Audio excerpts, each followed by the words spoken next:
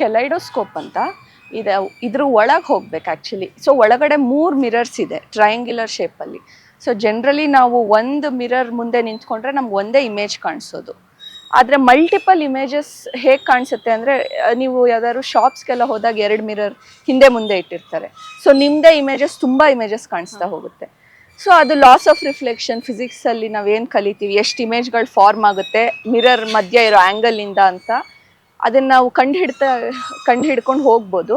ಇದ್ರ ಒಳಗೆ ಬಂದರೆ ಯಾವ ಆ್ಯಂಗಲ್ ಮೇಲೆ ಇಟ್ಟಿರ್ತೀವಿ ಅನ್ನೋದ್ರ ಮೇಲೆ ಬೇರೆ ಬೇರೆ ಥರ ಇಮೇಜಸ್ ಕಾಣಿಸ್ತಾ ಹೋಗುತ್ತೆ. ಇಲ್ಲಿ ಈ ಟ್ರಯಾಂಗ್ಯುಲರ್ ಶೇಪಲ್ಲಿ ಇಟ್ಟಿರೋದು ನಮಗೆ ಮಲ್ಟಿಪಲ್ ಇಮೇಜಸ್ ಕಾಣಿಸುತ್ತೆ. ಇದು ಅಂದರೆ ಒಂದು ಸ್ವಲ್ಪ ಹೈಯರ್ ಫಿಸಿಕ್ಸ್ ಲೆವೆಲ್ಗೆ ಹೋದರೆ, ಒಂದು ಹೈಸ್ಕೂಲ್ ಲೆವೆಲಲ್ಲಿ ನಾವು ನಂಬರ್ ಆಫ್ ಇಮೇಜಸ್ ಎಷ್ಟು ಕಾಣುತ್ತೆ ಅನ್ನೋದನ್ನ ಕ್ಯಾಲ್ಕುಲೇಟ್ ಮಾಡ್ಬೋದು.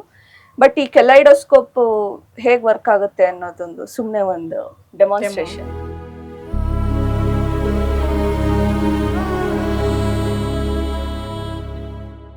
ಮೇಲ್ಗಡೆ ಕಾಣಿಸೋದು ಈ ಮಾಡೆಲ್ ಏನಿದೆ ಅಂದರೆ, ಸುಮ್ಮನೆ at any point of the day ನಿಮಗೆ ವಿಂಡ್ ಯಾವ ದಿಕ್ಕಲ್ಲಿ ಬೀಸ್ತಾ ಇದೆ ಅನ್ನೋದನ್ನ ತಿಳ್ಕೊಬೋದು ಅಷ್ಟೇ. ಅದಕ್ಕೋಸ್ಕರ ಈ ಮಾಡೆಲ್ ಮಾಡಿರೋದು. ಇದೊಂದೇನಪ್ಪ ಅಂದರೆ ಒಂಥರ ಮೇಲೇರುವ ಉಪಾಯ ಇದ್ದಂಗೆ. ಈಗ ಫಾರ್ ಎಕ್ಸಾಂಪಲ್ ನಾವು ಈಗ ಒಬ್ಬ ಮನುಷ್ಯ ಒಂದು 20 kg ವೇಟನ್ನು ಎತ್ಬೋದು, ಅಥವಾ 50 kg ವೇಟ್ ಎತ್ಬೋದು, ಅಥವಾ 1 ಕ್ವಿಂಟಲ್ ವೇಟನ್ನು ಎತ್ತುಕೊಡ್ಬೋದು. ಬಟ್ ತನ್ನ ವೇಟನ್ನು ತಾನೇ ಎತ್ತಲಿಕ್ಕೆ ಆಗೋದಿಲ್ಲ.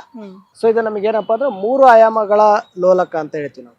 ಈಗ ನಮಗೆ ನಾವು ಡೈರೆಕ್ಟಾಗಿ ಬರಿಗಣ್ಣಿನಿಂದ ಆ ಒಂದು ಲೋಲಕವನ್ನು ನೋಡಿದಾಗ, ಫಾರ್ ಎಕ್ಸಾಂಪಲ್ ನಾವು ಇದನ್ನು ಎರಡನ್ನು ಹಾರಿಜಾಂಟಲಿ ನಾವೇನಾದರೂ ಆಸಿಲೇಟ್ ಮಾಡಿದೀವಪ್ಪ ಅಂದರೆ, ನಾವು ಡೈರೆಕ್ಟಾಗಿ ನೋಡಿದೀವಪ್ಪ ಅಂದರೆ ಅದು ನಮಗೆ ಹಾರಿಜಾಂಟಲಿ ಆಸಿಲೇಟ್ ಆಗ್ತಿದೆ ಅಂತಂದು ಕಾಣುತ್ತೆ. ಅದೇ ರೀತಿಯಾಗಿ ಆ ಲೋಲಕವನ್ನು ನಾವು ಈ ಒಂದು ಹಳದಿ ಪಟ್ಟಿ ಇರ್ತಕ್ಕಂಥ, ಒಂದು ಬ್ಲೂ ಪಟ್ಟಿ ಇರ್ತಕ್ಕಂಥ ಈ ಗ್ಲಾಸ್ ಮುಖಾಂತರ ನಾವೇನಾದರೂ ನೋಡಿದೀವಪ್ಪ ಅಂದರೆ, ಆ ಆಯಾಮಗಳು ಸರ್ಕ್ಯುಲರ್ ಶೇಪಲ್ಲಿ, ಅಂದರೆ ಈಗ ನಮಗೆ ಆಸಿಲೇಷನ್ ಆಗೋದು ವೃತ್ತಾಕಾರವಾಗಿ ನಮಗೆ ಮೂವ್ಮೆಂಟ್ ಆಗ್ತಾವೆ ಅನ್ನೋದು ಕಾಣುತ್ತೆ. ಅಂದರೆ ನಮ್ಮ ಕಣ್ಣುಗಳಲ್ಲಿ ಈಗ ಒಂದೇ ಪ್ರಮಾಣದಲ್ಲಿ ಬೆಳಕು ನಮ್ಮ ಕಣ್ಣಿಗೆ ಬೀಳೋದಿಲ್ಲ. ಸೊ ಅಲ್ಲಿ ಡಿಫ್ರೆಂಟ್ ಆಗಿ ಬೆಳಕಿನ ಪ್ರಮಾಣದಲ್ಲಿ ಸ್ವಲ್ಪ ವ್ಯತ್ಯಾಸ ಆದರೂ ಕೂಡ ನಮಗೆ ಸೊ ಈ ರೀತಿಯಾಗಿ ಲೋಲಕಗಳು ನಮಗೆ ಭ್ರಮೆಯನ್ನು ಉಂಟು ಮಾಡೋಕ್ಕೆ ಚಾನ್ಸಸ್ ಇದೆ. ಥರ ಇದು ಒಂದು ಪ್ಲಾಂಟೇಶನ್ ಬಂದ್ಬಿಟ್ಟು ಈಗ ವಾಟರ್ ಫ್ರಮ್ ಏರ್ ಅಂತಂದೇಳಿ, ಅಂದರೆ ಗಾಳಿಯಿಂದ ನೀರಂತ. ನಮಗೆಲ್ಲರಿಗೂ ಗೊತ್ತಿರೋ ಹಾಗೆ ನಮಗೆ ಈಗ ವಾತಾವರಣದಲ್ಲಿ ನಮಗೆ ಗಾಳಿಯಲ್ಲಿ ನೀರಿದೆ ಅಂದರೆ ಆಬ್ವಿಯಸ್ಲಿ ಯಾರು ಕೂಡ ಡೈರೆಕ್ಟಾಗಿ ನಂಬೋದಿಲ್ಲ. ಬಟ್ ನಮಗೆ ಗಾಳಿಯಲ್ಲಿ ಇರ್ತಕ್ಕಂಥ ತೇವಾಂಶವನ್ನು ನಾವೇನು ಮಾಡ್ತೀವಪ್ಪ ಅಂದರೆ, ಈ ಕೂಲಿಂಗ್ ಚೇಂಬರ್ ಮುಖಾಂತರ, ಅಂದರೆ ಶೈತ್ಯ ಚೇಂಬರ್ನ ಮುಖಾಂತರ ಆಯಿಸಿದಾಗ ಏನಾಗುತ್ತಪ್ಪ ಅನ್ನೋದು ವಾಟರ್ ಆಗಿ ಕನ್ವರ್ಟ್ ಆಗುತ್ತೆ.